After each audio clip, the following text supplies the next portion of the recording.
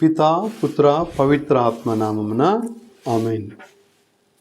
He lifts, ఆయన లేవనెత్తును అను ఈ ఆధ్యాత్మికమైన కార్యక్రమమునకు మిమ్మల్ందరినీ ప్రేమపూర్వకముగా ఆహ్వానిస్తున్నాను. క్రీస్తునాథుని యందు ప్రియులకు సహోదరి సహోదరులారా, ఈనాటి సత్యశ్రీ సభ ఆగమన కాల 4వ ఆదివారము కొనియాడుతున్నది. వాక్య పఠనాల ధ్యానాంశాలు వెళ్ళే ముందు ఒక ఇద్దరి జీవితాలను పరిశీలన చేద్దాం. మదర్ తెరీసా తన యొక్క సేవా జీవితములో మురికివాడల్లో, అనాథ శరణాలయాల్లో తాను సేవలు అందిస్తూ, చీము పట్టిన వారికి కట్లు కడుతూ, వైద్యం చేస్తూ, స్నానాలు చేపిస్తూ, మరణావస్థలున్న వారికి కూడా చక్కటి మంచి మరణం పొందుకోవటానికి చక్కటి సపర్యలు చేస్తూ, భయానకమైన అటువంటి ఆ యొక్క రోగులకు సేవలు చేస్తూ, వాసన కొడుతున్నటువంటి వారికి కూడా చక్కటి సపర్యలు చేస్తూ తన యొక్క సేవా జీవితం కొనసాగిస్తున్న సమయంలో ఒకసారి ఒక విలేకరి ఆమె యొక్క సేవను, ఆమె యొక్క పరిచర్యను, ఆమె చేస్తున్నటువంటి ఆ గొప్ప కార్యాలను చూస్తూ భయంకరంగా ఆ రోగులు రక్తసిక్తమైనటువంటి చీము పట్టి వాసన పట్టి ఉన్నటువంటి ఆ పరిస్థితిలో ఆమె చేస్తున్నటువంటి ఆ సేవను చూస్తూ ఈమె ఏ తీరుగా వీళ్ళని ముట్టుకుంటుంది, ఏ తీరుగా ఏమి నిద్రపోగలుగుతుంది, ఏ తీరుగా ఏమి భుజించగలుగుతుంది, అంత భయంకరమైనటువంటి ఆ పరిస్థితులను ఏ విధముగా ఏమో హ్యాండిల్ చేయగలుగుతుంది, ఎలా ముట్టుకుంటుంది, ఎలా తాగగలుగుతుంది బాబోయ్ అని చెప్పేసి విస్తుపోతూ, నాకు కోట్ల రూపాయలు ఇచ్చినా నేను మాత్రం ఆ పని చేయను, నేను ముట్టుకోను అని చెప్పేసి కరాఖండిగా చెప్పేశాడు. అప్పుడు మదర్ తెరీసా గారు నవ్వుతూ ఒక మాట అనేది, నేను కూడా కోట్ల రూపాయలు ఇచ్చినా నేను ఈ పని చేయను, కానీ నేను ఎందుకు వీరిని ముట్టుకుంటున్నానంటే, నేను వీరిని ముట్టుకుంటున్నానంటే నా ప్రభువునే ముట్టుకుంటున్నాను. నా దేవుడు వారితో ఉన్నాడు, నా దేవుడు వారిలో ఉన్నాడు. అందుకే నేను వారిని కాదు ముట్టుకునేది, నా ప్రభువునే నేను ముట్టుకుంటున్నాను. ఎందుకనగా ప్రభు వారిలో ఉన్నాడు. మీ చిన్నవాళ్ళు ఏ ఒక్కరికి ఇది చేసినా నాకు చేసినట్లే. ఈ నిస్సహాయులకు, ఈ నిర్భాగ్యులకు మీరు ఏది చేసినా నాకు చేసినట్లని ప్రభువు సెలవిచ్చారు. కాబట్టి మేము ప్రభువుకే చేస్తున్నాం, ప్రభుని వారిలో చూస్తున్నాం, ప్రభువునే మేము ముట్టుకుంటున్నాం, ప్రభువునే మేము తాకుతున్నాం, వాళ్ళు మేము ప్రభువుని కనుగొంటున్నామని ఆమె చిరునవ్వుతో సమాధానం చెప్పింది. మరొక సంఘటన, సాధు సుందర్ సింగ్, ఒక భారతీయ పునీతుడు, గొప్ప జీవితాన్ని జీవించిన వ్యక్తి. ఈ వ్యక్తి మార్పు చెందకముందు క్రైస్తవులను చెరబట్టేటటువంటి వాడు, బైబిల్ను తగలబెట్టేటటువంటి వాడు, చింపేసేటటువంటి వాడు, ప్రార్థనా సమావేశాల దగ్గరికి వెళ్ళి మట్టి వేసేటటువంటి వాడు, రాళ్ళు విసిరేటటువంటి వాడు, అనేకమైనటువంటి చిత్రవదలు చేసేటటువంటి వాడు, కామెంట్లు చేసేటటువంటి వాడు, భయంకరంగా మాట్లాడేటటువంటి వాడు, దుర్భాషలు చేసేటటువంటి వాడు, చెరగొట్టేటటువంటి వాడు. ఇలాంటి వ్యక్తి మార్పు చెందాడు. మారు మనసు చెంది ప్రభువుని నమ్మి, ప్రభుని విశ్వసించి, ప్రభు కొరకు తన ప్రాణాన్ని, ప్రభు కొరకు తన జీవితాన్ని దారపోయటానికి ముందుకొచ్చాడు. ఈ ప్రయాణములో, ఈ సువార్త పరిచర్యలు, ఈ సువార్త ప్రయాణంలో భారతదేశంలో, మరి ముఖ్యంగా టిబెట్ ప్రాంతంలో ఈయన తన యొక్క సువార్త పరిచర్యను చేశాడు. ఒకసారి తన సువార్త పరిచర్యను చేస్తున్న సమయంలో ఒక దారిని గుండా ఆయన ప్రయాణిస్తున్న సమయంలో ఒక పెద్ద లోతైనటువంటి బావిలో, గుంతలో అతడు పడిపోయాడు. లోతైనది, ఎంతగా అరిచినా ఎవరు లేరు. అది రాత్రిపూట, మంచు కురుస్తూ ఉంది, దట్టమైన మంచు, చలితో వణికిపోతున్నాడు. అలాంటి పరిస్థితుల్లో అతడు చేసేదేమీ లేక ఒకటే ప్రార్థన చేశాడు, మోకరించి, ప్రభు మీరు నాతో ఉండండి, ప్రభు మీరు నాతో ఉండండి అని మోకరించి ప్రార్థించాడు. వెంటనే ఒక తాడు ఆ బావిలోనికి, ఆ గుంతలోకి రావటం చూశాడు. ఆ తాడు పట్టుకొని అతడు పైకి వచ్చాడు. ఆ యొక్క తాడు అందించిన వ్యక్తి ఎవరు అని చూస్తే ఎవరూ లేరు. వారి కృతజ్ఞత చెల్లించాలి. ఎవరు ఆ వ్యక్తి అని చెప్పేసి చుట్టూ తేరిపార చూస్తే ఎవరూ లేరు. ఆ యొక్క కనీసము ఆ మంచు మీద ఉన్నటువంటి పాదముద్రలను బట్టి అని ఎటన ఉన్నాడా, ఎటన వెళ్ళాడా అని చూస్తే అక్కడ కూడా పాదముద్రలు లేవు. కనుక అతడు గ్రహించాడు, ప్రభువే తనకు తోడుగా ఉండి, ప్రభువే తనకు నీడగా ఉండి, ప్రభువే తనకు సహాయముగా ఉండి తనను లేవనెత్తాడని గ్రహించి దేవునికి స్తోత్రాలు చెల్లించాడు. ఈనాటి పట్టణాలు కూడా మనకి ఇదే విషయం తెలియజేస్తున్నాయి. భయపడకుమో, నేను నీకు తోడై ఉన్నాను. ఇదిగో ఆయనకు ఇమ్మానుయేలుని పేరు పెడతారు. ఇమ్మానుయేలునిగా దేవుడు మనకు తోడై ఉన్నాడు. దేవుడు మనతో ఉన్నాడు, మనలో ఉంటాడు, మనతో ఉంటాడు, నడిపిస్తాడు అన్నటువంటి సత్యాన్ని ఈనాటి పట్టణాలు మనకు నేర్పిస్తూ ఉన్నాయి. దేవుడు తన సాన్నిధ్యాన్ని మానవులతో ఏర్పాటు చేసుకోవడానికి వచ్చాడు, మానవులతో వసించడానికి వచ్చాడు. ఆయన కోటల్లో, గోడల్లో, భవంతుల్లో ఉండటానికి రాలేదు. ఆయన ప్రజల్లో ఉండటానికి, హృదయాల్లో నివసించడానికి, హృదయమే తన ఆలయముగా చేసుకోవటానికి వచ్చాడు, హృదయమే తన సింహాసనముగా చేసుకోవటానికి వచ్చాడు. ప్రజలతో ఉండటానికి, మానవులతో వసించటానికి ఆయన ఈ లోకానికి వచ్చాడు. నిర్గమాకాండం 3వ అధ్యాయం 14వ వచనం మనకు సెలవిస్తుంది.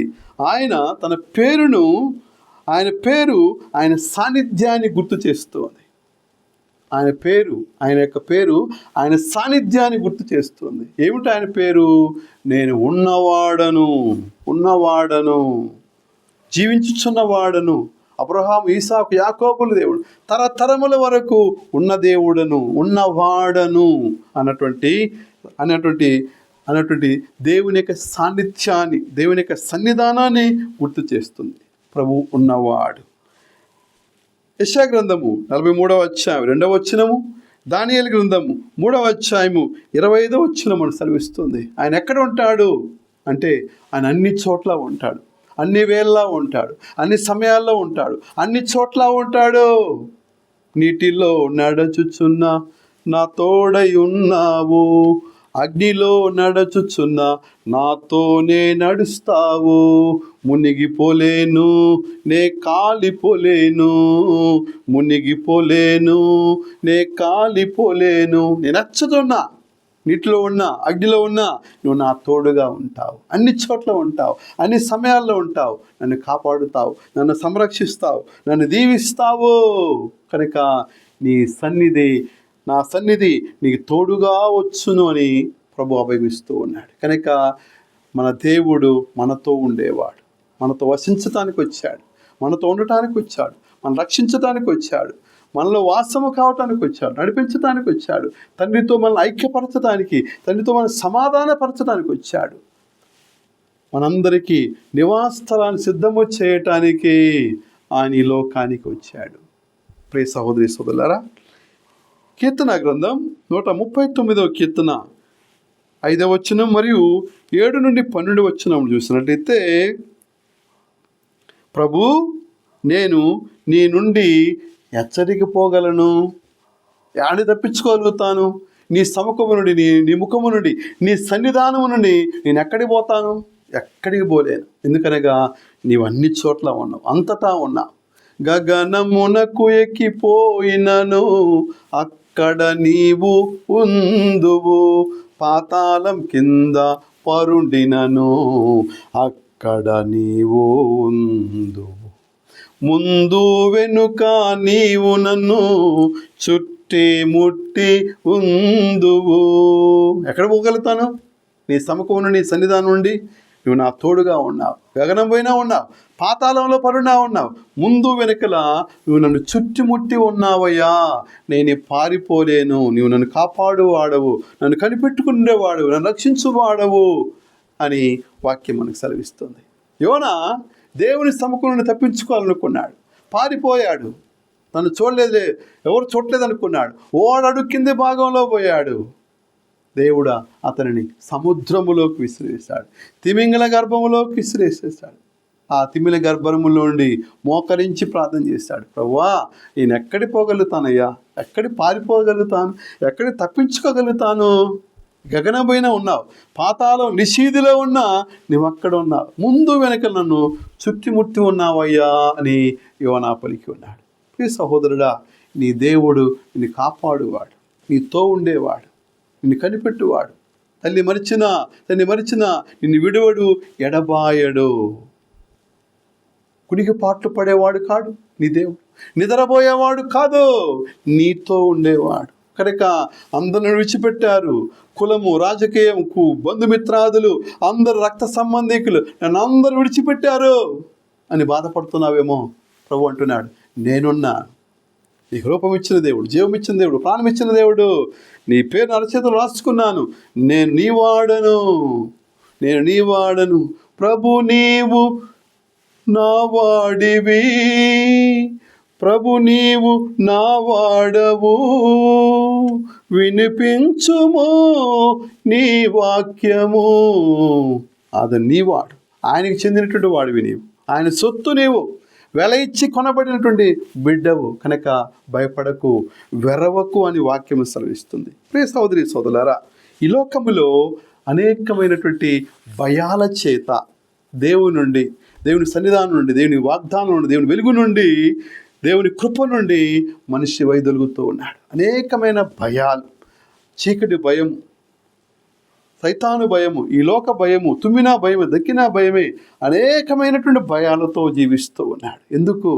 దేవుని యొక్క వాగ్దానాలు హృదయములో, మనస్సులో పొందుపరుచుకోలేకపోవటం ద్వారా, దేవుని వాగ్దానాలను బట్టి ప్రార్థించకపోవటం ద్వారా అనేక భయాలు మనుషులు నాడు చుట్టుముడుతూ ఉన్నాయి. శంకుస్థాపనల దగ్గర భయాలు, ప్రారంభోత్సవాల దగ్గర భయాలు, పెళ్ళిళ్ళ దగ్గర భయాలు, చావుల దగ్గర భయాలు, దినాల దగ్గర భయాలు, అనేక విషయాలలో ఈ భయాలతోటే లోకాధిపతిని, లోక అపవాదిని, సైతానును, చీకటి శక్తులను, చీకటి కార్యాలను చేస్తూ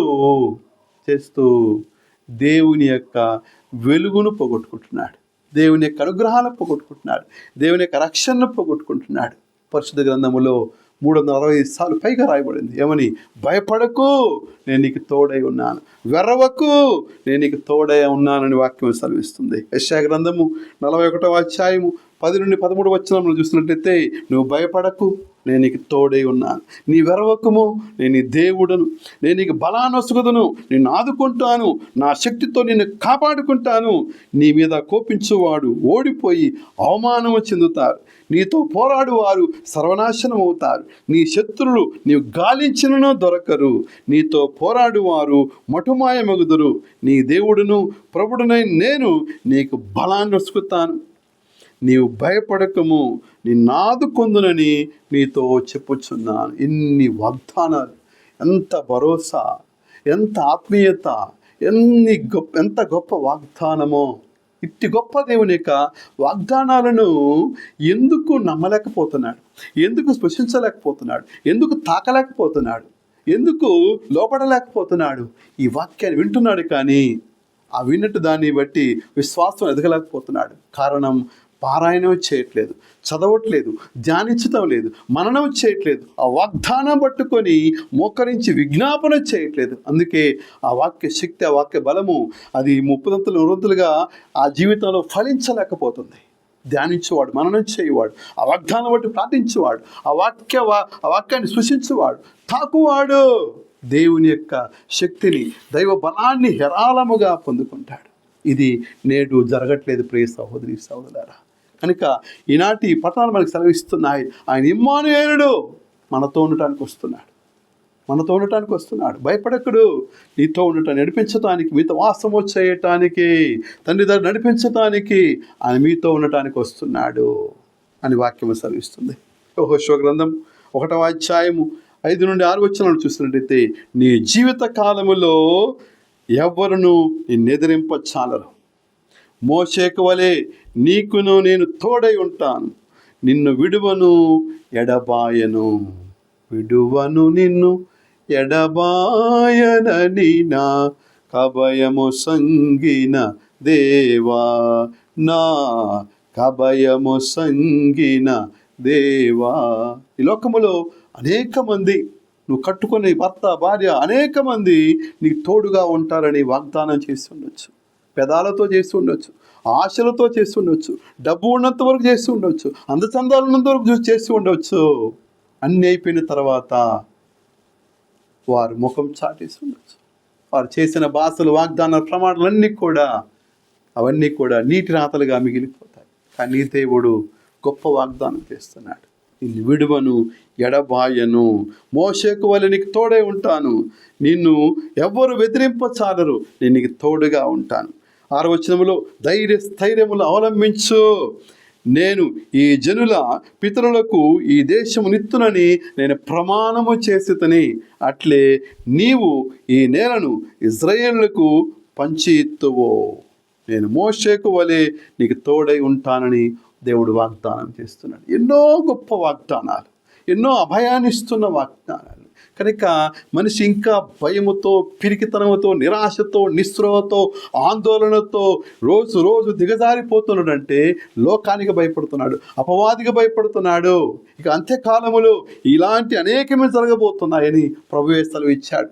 అనేక మంది అంత్యక్రీస్తు వస్తాడు, అనేక దొంగ ప్రవక్తలు వస్తారు, దొంగ బోధకులు వస్తారు, మోసగాళ్ళు వస్తారు అంటున్నాడు. కనుక నీ భయమే వారికి పెట్టుబడిగా, నీ పిరికితనమే వారికి పెట్టుబడి అవుతుంది ప్రియ సహోదరి సహోదరులారా. కనుక నీ దేవుని యొక్క అభయాన్ని అనువనువున ప్రతి రక్తబొట్టిలో నీవు ఇముడ్చుకోవాలి. ఆ వాగ్దానాలను బట్టి ప్రార్థించినప్పుడు నా దేవుడు నా తోడుగా ఉన్నాడు, ఎన్ని ప్రతికూల పరిస్థితులు వచ్చినా, ఎవరిని వెదిరించినా, నాకేమి నష్టం కలిగించినా నా దేవుడు నాతో ఉన్నాడు అభయం ఈనాటి యాగమన కాలంలో ప్రభు ఇస్తున్నటువంటి గొప్ప అభయం ప్రియ సహోదరి సహోదరులారా. కనుక యెహోషువ గ్రంథం 3వ 7వ సెలవిస్తుంది, యావే యెహోషువతో నేడు నిన్ను ఇశ్రాయేలు ప్రజల ముందు గొప్పవానిగా చేసేదను, నేను మోషేకు వలె నీకును తోడై ఉందును అని ఈ ప్రజలు తెలుసుకొందురుగాక. ఇన్ని వాగ్దానాలు, హృదయము ద్రవించిపోతుంది ఈ గొప్ప వాగ్దానాలు వింటే. సమస్తము ప్రతికూలమైన, ఈ విశ్వమే తలకిందులైన దేవుని యొక్క వాక్కు అక్షరమైన పొళ్ళు అయినను అది నెరవేరకుండా ఉండదు.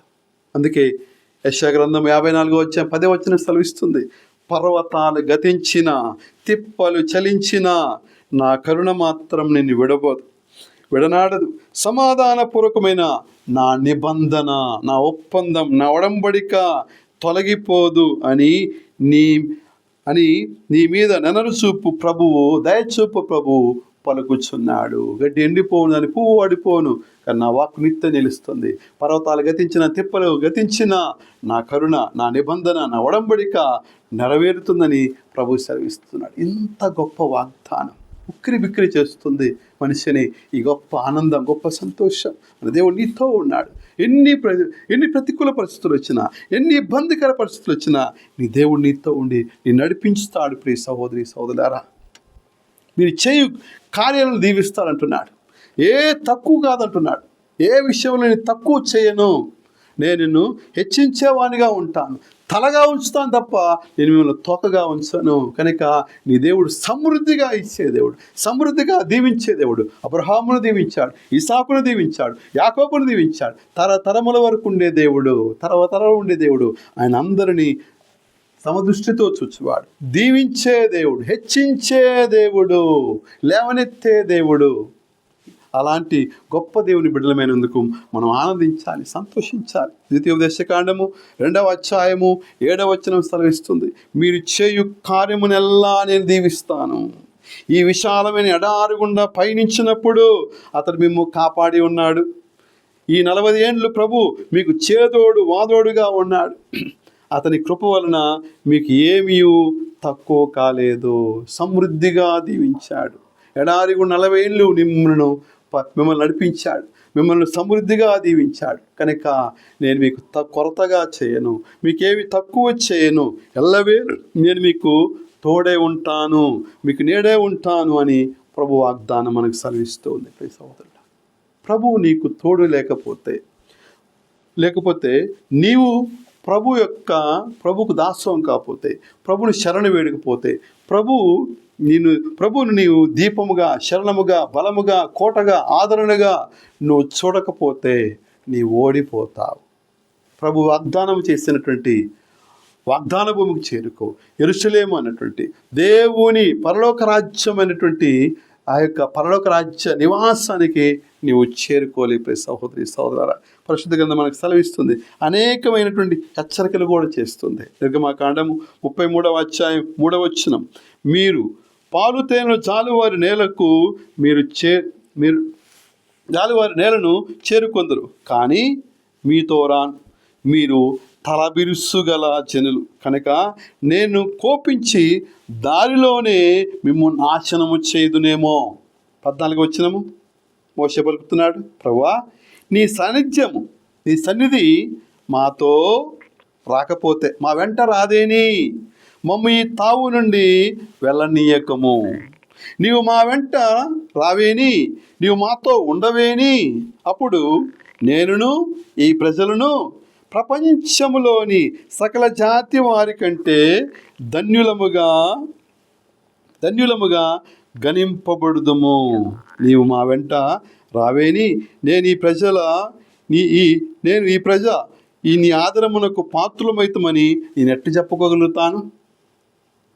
నువ్వు నీ సాన్నిధ్యం మా ముందుకు రాకపోతే, మాతో రాకపోతే, నీవు గొప్ప దేవుడు అని, నీవు ఉన్నవాడవని, నేను ఈ ప్రజలకు నీవు మాతో ఉండవేని, అప్పుడు ఈ ప్రజలకు నీ ఆదరణ పాత్రలమైతమని ఎట్లా నేను చెప్పగలుగుతాను?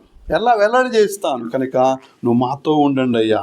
ఈ ప్రజలు నడిపించటానికి సకల జాతి ప్రజలు ఈ దేవుడు గొప్ప దేవుడు, మీలాంటి దేవుడు ఈ లోకములో లేడు, ఉన్నతమైన దేవుడు, సర్వశక్తిమంతుడు, సర్వోన్నతుడు, మాట్లాడు దేవుడు ఉన్నవాడని ఈ లోకం ప్రపంచమంతా గుర్తించాలంటే ప్రభువా మీరు మాతో ఉండండి, మీ సాన్నిధ్యాన్ని మాకు ఇయ్యండి అని చెప్పేసి మోషే ప్రభువుతో పెనుగులాడుతున్నాడు. ప్రభువుతో ఆయన బ్రతిమలాడుతున్నాడు. ప్రియ సహోదరి సహోదరా, ప్రభు సాన్నిధ్యం నీ లేకపోతే నీ ఓడిపోతావు. దేవుడు నీ పక్షాన పోరాడు, యుద్ధం యెహోవాది కనుక నీ ఓడిపోతావు. ప్రతికూల పరిస్థితులు వస్తాయి, అనేకమైనటువంటి విపత్కర పరిస్థితులు వస్తాయి. నీ దేవుని యొక్క వాక్కు, అభయమిచ్చే వాక్కు, బలపరిచే వాక్కు, లేవనెత్తే వాక్కు, చైతన్యపరిచే వాక్కు, జ్ఞానమిచ్చే వాక్కు, ప్రతికూల పరిస్థితి ఎదుర్కొనేటువంటి వాక్కు నీ జీవితం లేకపోతే నీ అమ్ముడుపోతావు, నువ్వు కొనబడతావు. ప్రియ సహోదరి సహోదరారా, నీవు శత్రువుల చేతికి అప్పగించబడతావు. యెహోషువ గ్రంథము 7వ అధ్యాయం 12వ వచనం సెలవిస్తుంది, ప్రభువు మనతో ఉండకపోతే మనము శత్రువుల చేతికి అప్పగించబడతాం. కనుక అపవాదికి అప్పగించబడతాం. సాంసోను అపవాదికి అప్పగించబడ్డాడు. ప్రభువుతో కలిసి జీవించినటువంటి యూదా ఇస్కారియోతు మనసు డబ్బుపై ఉంది. శరీరేచ్ఛలపై నెలకొన్న మనస్సు దేవుని సంతోషపరచదు, దేవుని ఆజ్ఞానుసారం జీవించదు, ఆత్మానుసారం జీవించదు. కనుక ఈ ఏచ్ఛలతో జీవించే జీవితాలు బానిసవుతారు, అపవాదికి లొంగిపోతారు, చీకటి పుత్రులుగా మిగిలిపోతారు. ప్రియ సహోదరుడా, ఈనాటి పట్టణాలు సెలవిస్తున్నాయి, నీ దేవుడు నీతో ఉండటానికి వచ్చాడు. భయపడకు, ఆయన మనతో ఉండటానికి వచ్చాడు, మనతో వసించటానికి వచ్చాడు. నేను మీతో ఉండటానికి వచ్చాను, నేను మీ యందు ఉండటానికి వచ్చాను. కనుక భయపడకుము, వెరవకుము, నేను మీకు తోడై ఉన్నాను. నా సన్నిధి మీ వెంట వచ్చును. పర్వతాలు గతించిన, తిప్పలు గతించిన నేను మీకు తోడై ఉంటాను. నా సన్నిధి మీ చెంత ఉంటుంది, మీతో ఉంటుందని ప్రభు వాగ్దానం చేస్తున్నాడు. ప్రియ సహోదరి సహోదరులారా, ప్రార్థనలు ఎక్కిపించుదా, చేతులు జోడించుదా, కళ్ళు మూసుకుందా. ఓ మా ప్రియ పరలోక తండ్రి, ఇమ్మానుయేలుడుగా మాతో ఉండటానికి, మాలో వసించటానికి, మమ్మల్ని నడిపించటానికి దిగివచ్చిన నీవు మా హృదయాలను మీ సాన్నిధ్యముతో నింపండి ప్రభు. భయాల మధ్య ధైర్యంగా నిలబడటానికి, దుఃఖాల మధ్య ఆశను పొందుకోవడానికి, ఒంటరితనములో మీ ప్రేమను అనుభవించటానికి మా అడుగులకు దారి చూపండి. మేము మీ చిత్తాన్ని తెలుసుకొని, మీ వాక్కు అభయాన్ని చూరగొని, మా రోజువారీ జీవితాలలో మీ సమాధానాన్ని అనుభవించినట్టు మాకు మీ కృపను దయచేయండి. మా ప్రభువైన క్రీస్తు ద్వారా ఈ మనవి చేస్తున్నాము. ఆమేన్. ప్రభు మీతో నుందురుగాక, మీ ఆత్మతో నుందురుగాక. సర్వశక్తిగల సర్వేశ్వరుడు పిత పుత్ర పవిత్రాత్మ ఆశీర్వదించి కాపాడుదురుగాక. ప్రియమైన సహోదరి సోదరులారా, ఈ ఆత్మీయ సందేశం మిమ్మలను, మీ జీవితాలను, మీ కుటుంబాలను ఆత్మీయంగా బలపరిచినట్లా ఈ సందేశాన్ని ఇతరులతో పంచుకోగలరని, షేర్ చేయగలరని, వారు కూడా ఆత్మీయంగా బలపడటకు దోహదపడగలరని మనవి. ఈ ఆత్మీయ సందేశంను మరిన్ని ఆత్మీయ సందేశాల కోసము ఈ ఛానల్ సబ్స్క్రైబ్ చేసుకోగలరని మనవి. God bless you.